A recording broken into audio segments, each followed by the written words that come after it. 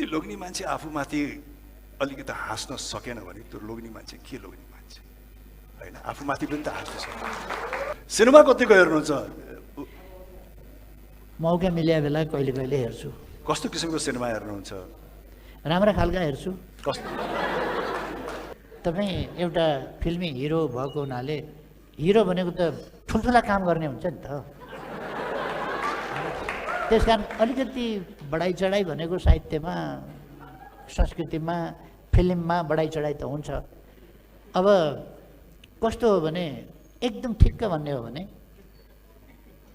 8 billion people छन् भने नि तिनीहरूमध्ये धेरै केटाकेटी छन्।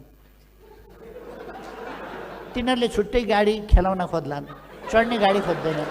तपाईँ काखमा बसेर हिँड्छन्, बुढाबुढी छन् ती गाडीमा जाँदैनन्। तपाईँले 4 बिलियनको उदाहरण लिनुभयो।